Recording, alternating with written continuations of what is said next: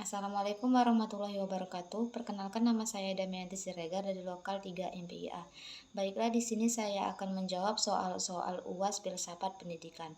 Soal yang pertama adalah, ada apa sebenarnya masalah pendidik atau guru kita saat ini dan bagaimana solusinya?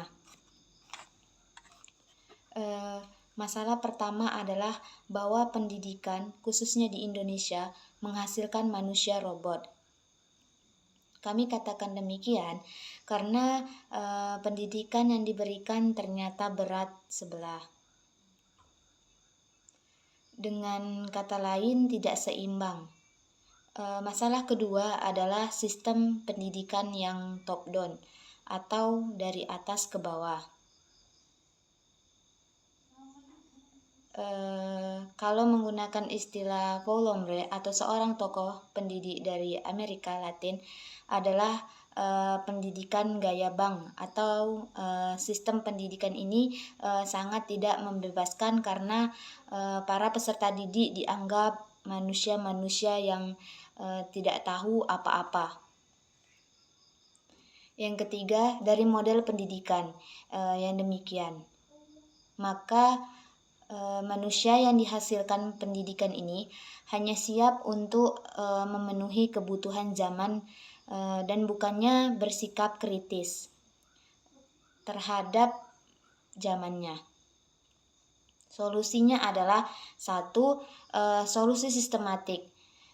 Solusi dengan mengubah sistem-sistem sosial yang berkaitan dengan sistem pendidikan seperti diketahui sistem pendidikan sangat berkaitan dengan sistem ekonomi yang diterapkan sistem pendidikan di Indonesia sekarang ini diterapkan dalam konteks sistem ekonomi kapitalisme. Yang kedua, solusi teknis, yakni solusi yang menyangkut hal-hal yang berkaitan langsung dengan pendidikan. Solusi ini misalnya untuk menyelesaikan masalah kualitas guru dan prestasi siswa.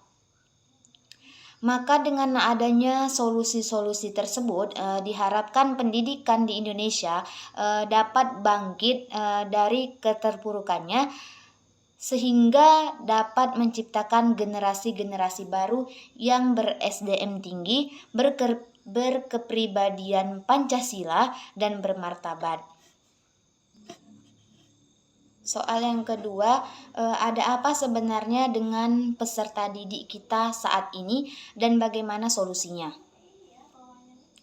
Masalah yang sedang dihadapi peserta didik pada saat ini, satu, menghadapi pengganggu penindasan dan perilaku antisosial lainnya cenderung meningkatkan selama fase sekolah menengah dicemooh dan diperlakukan dengan buruk hanya karena menjadi diri sendiri. Adalah salah satu hal yang paling menyakitkan dan menakutkan yang biasa dialami anak-anak. Yang kedua, hilangnya rasa percaya diri tanpa disadari. Anak-anak akan membandingkan diri mereka dengan teman atau teman sekelasnya atau bahkan dengan orang-orang yang hanya mereka lihat di media sosial. Hal itu bisa berupa nilai ujian, mode selera prestasi di bidang olahraga tertentu, sampai apa yang dimiliki orang lain. Yang ketiga, dorongan untuk melakukan hal berbahaya. Kemungkinan besar di sekolah menengah bisa menjadi yang pertama kalinya anak memutuskan untuk bereksperimen dengan kebiasaan berbahaya seperti minum alkohol, merokok, dan narkoba. Yang keempat, mencari teman baru. Menjadi siswa baru baik bagi anak SD, SMP, SMA, bahkan mahasiswa, memang ada senangnya karena itu seperti bisa punya teman-teman baru. Tantangan lain yang memungkinkan dihadapi anak-anak saat menjalani pertemanan baru adalah bahwa mereka tidak yakin seberapa baik teman-teman barunya.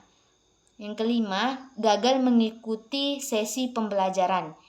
Jika mereka harus mencatat penjelasan guru, mereka mungkin tidak tahu apa yang perlu dicatat. Pada saat yang sama berjuang untuk mengikuti penjelasan guru di depan kelas, kendala bahasa juga bisa menambahkan kesulitan anak kecil buat beradaptasi. Solusinya adalah satu, bicara dengan anak tentang ketakutan mereka. Yang kedua, ciptakan suasana positif di rumah. Yang ketiga, jadikan belajar atau di rumah sebagai prioritas. Yang keempat, bantu anak belajar. Yang kelima, kerjasama dengan pihak sekolah. Soal berikutnya yang C, ada apa sebenarnya dengan sarana dan prasarana pendidikan kita saat ini dan bagaimana pula solusinya? Banyak sekolah-sekolah yang belum terpenuhi dalam mewujudkan sarana dan prasarana yang lebih baik. Apalagi sekolah-sekolah yang khususnya berada di pedalaman atau jauh dari kota. Hal inilah yang sangat mempengaruhi terhambatnya sebuah pendidikan yang baik dan terjamin dikarenakan banyak sekolah yang tidak memiliki tempat yang layak untuk mengembang ilmu sebagaimana mestinya yang dilakukan oleh orang-orang banyak yang lainnya. Solusinya satu, yaitu kita sebagai penggerak pendidikan harus mempunyai niat dalam memenuhi sebuah sarana dan prasarana demi pendidikan generasi selanjutnya. Maka kita juga harus mau berkorban demi kepentingan pendidikan yang kita miliki. Yang kedua, membuat surat pemenuhan sarana prasarana pendidikan kepada pemerintah agar dapat diberikan sarana dan prasarana yang lebih layak dan lebih terjamin ke depannya dengan adanya bantuan dari pemerintah. Yang ketiga, guru harus mencari alternatif lain untuk melakukan pembelajaran dengan memperhitungkan atau mengubah metode belajar dengan di luar ruangan, bisa disebut dengan lebih mengarahkan siswa untuk belajar di dalam luar dengan berdiskusi bersama. Yang keempat, guru juga harus lebih kreatif dalam mengambil cara lain dalam melakukan pembelajaran.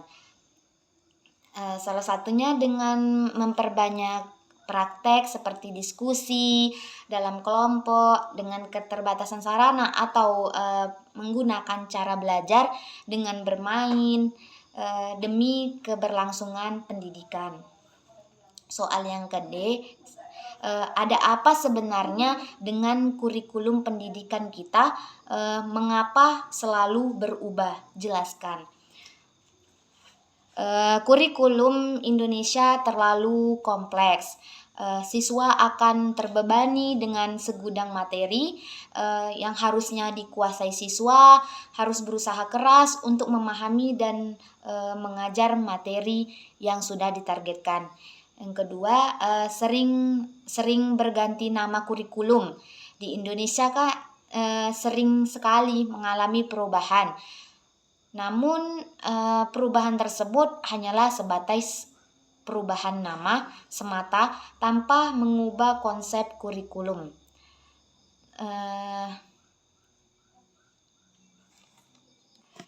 Yang ketiga, kesulitan guru dalam memahami kompetensi inti dan kompetensi dasar atau KD kesulitan yang paling banyak dikeluhkan oleh para guru adalah mengenai pemahaman tentang kompetensi inti. Guru merasa kurang dilatih untuk melaksanakan kurikulum 2013 dalam kegiatan pembelajarannya. Para guru sekolah menengah atas atau SMA merasa kebingungan karena semula hanya 3 mata pelajaran saja yang menggunakan kurikulum 2013, yaitu matematika, bahasa Indonesia, dan sejarah. Namun tiba-tiba kurikulum 2013 ditetapkan untuk semua mata pelajaran, padahal guru-guru lain selain matematika, bahasa Indonesia dan sejarah belum dilatih bagaimana menetapkan kurikulum 2013 pada mata pelajaran yang diampunya. Yang kelima itu adanya silabus final mengakibatkan kesulitan dalam pembuatan RPP. Selain itu, dokumen silabus final belum diterima oleh para guru. Padahal dalam pembuatan RPP atau rencana pelaksanaan pembelajaran dasarnya adalah silabus. Yang jelaskan pula masalah-masalah lain yang menurut Anda penting dan menjadi penyebab rendahnya kualitas pendidikan kita serta solusi konkretnya. 1. Rendahnya kualitas sarana fisik. Yang kedua, itu rendahnya kualitas guru. 3. Rendahnya kesejahteraan guru, rendahnya prestasi siswa, kurangnya pemerataan kesempatan pendidikan, rendahnya relevansi pendidikan dengan kebutuhan, mahalnya biaya pendidikan. Solusinya, 1. Solusi sistematik. Sistem pendidikan sangat berkaitan dengan sistem ekonomi yang diterapkan. Yang kedua, solusi teknis, yaitu solusi yang menyangkut hal-hal teknis yang berkaitan langsung dengan pendidikan. Solusi ini misalnya untuk menyelesaikan masalah kualitas guru dan prestasi siswa. Soal yang kedua, yang A, mengapa para pendiri negara kita merumuskan dan memilih Pancasila sebagai falsafah negara kita? Jawabannya itu salah satu alasan Pancasila dipilih menjadi dasar negara Indonesia karena berasal dari nilai-nilai luhur budaya bangsa dan sesuai dengan jiwa bangsa Indonesia. Pancasila sebagai dasar negara bukan hanya registrasi kepribadian sendiri, tetapi juga pemberi arah bagi masa depan bangsa. Soal yang kedua, yang B, jelaskan nilai-nilai luhur apa saja yang terkandung dalam Pancasila dan korelasinya dengan pendidikan nasional Indonesia. Jawabannya, nilai sila pertama ketuhanan yang Maha Esa dengan menunjukkan rasa hormat kepada setiap orang yang berbeda keyakinan dan dengan menjalankan kegiatan keagamaan sesuai dengan keyakinan. Nilai sila yang kedua, kemanusiaan yang adil dan beradab, dengan menunjukkan rasa peduli kepada sesama manusia dimanapun berada. Nilai pada sila ketiga, persatuan Indonesia, dengan menjaga persatuan dan kesatuan dan menghargai perbedaan yang ada di antara sesama manusia. Nilai sila yang keempat, kerakyatan yang dipimpin oleh hikmat, kebijaksanaan dalam permusyawaratan perwakilan. Dengan menunjukkan sikap mau mendengar pendapat orang lain dalam setiap kegiatan dan bekerja sama. Yang kelima, nilai sila kelima, keadilan sosial bagi seluruh rakyat Indonesia, dengan menaati peraturan yang menjamin rasa keadilan dimanapun berada. Dari pengalaman sila-sila Pancasila tersebut,